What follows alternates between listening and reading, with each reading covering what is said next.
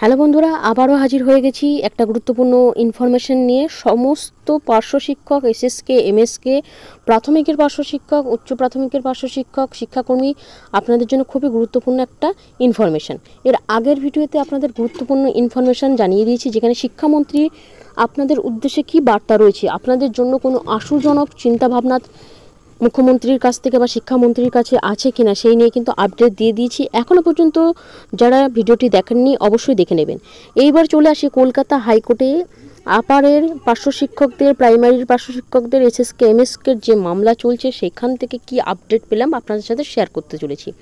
আপনারা জানেন যে পার্শ্ব শিক্ষকদের মামলাটা বিভিন্ন এজলাসে ঘোরাঘুরি করছে। এখন বিশ্বজিৎ বসুর এজলাসে, মাননীয় বিচারপতি বিশ্বজিৎ বসুর এজলাসে উচ্চ প্রাথমিকের যে পার্শ্ব শিক্ষকদের বেতন বৃদ্ধির যে মামলা, সেই মামলার আপডেট আপনাদেরকে দেব। এর আগেও দিয়েছি, আপনাদেরকে জানিয়েছিলাম কেন্দ্র সরকার এবং রাজ্য সরকার আপনাদের জন্য যে বরাদ্দকৃত অর্থ গত 6 বছর ধরে কিভাবে খরচা করেছে। আপনারা জানেন যে শিক্ষা হচ্ছে 60 এবং 40% হারে কিন্তু কেন্দ্র এবং রাজ্য উভয় ক্ষেত্র কিন্তু খরচ করে।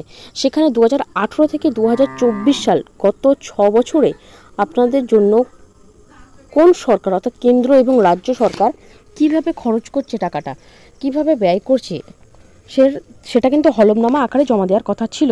উভয় পক্ষকে জমা দিতে বলেছিল।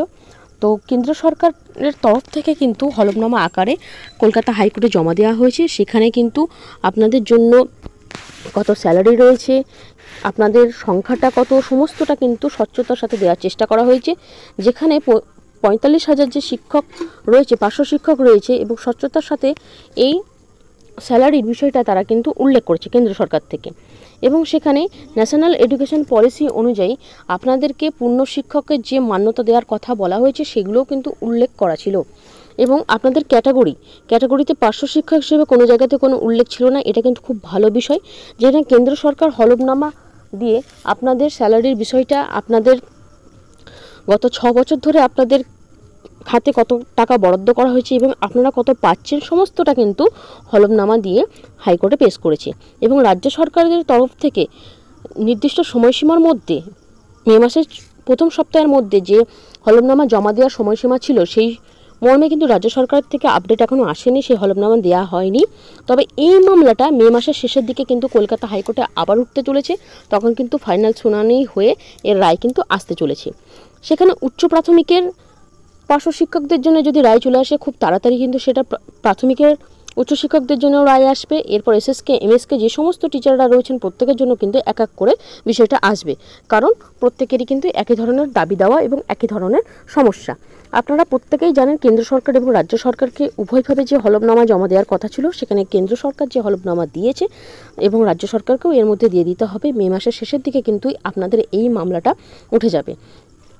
তখন এই বিষয়ে কিন্তু বিচারপতির একটা আশুজনক চিন্তাভাবনা আপনাদের জন্য নিশ্চয়ই থাকবে, যেখানে ন্যাশনাল এডুকেশন পলিসিতে কিন্তু আপনাদেরকে পূর্ণ শিক্ষকের যে মর্যাদা দেওয়ার কথা বলা হয়েছে, সেটা কিন্তু এই দায়ভার কিন্তু কোনো সরকারই এড়িয়ে যেতে পারে না। আপনাদের দীর্ঘদিনের দাবি, সেটা কিন্তু পূরণ করতেই হবে ওনাদেরকে। এটা আপনাদের ন্যায্য দাবি, সবথেকে বড় কথা এটা আপনাদের ন্যায্য দাবি। এরপর দেখা যাক এই বিষয়ে কি আপডেট পাই। তবে যখনই যে আপডেট পাবো আপনাদের সাথে শেয়ার করতে থাকবো। আপনারা আমাদের চ্যানেলের সাথে যুক্ত হয়ে যান। এখনও পর্যন্ত যারা চ্যানেলটাকে সাবস্ক্রাইব করেননি অবশ্যই সাবস্ক্রাইব করে নেবেন। আজকের মতো এইটুকু। ভিডিওটা দেখার জন্য ধন্যবাদ।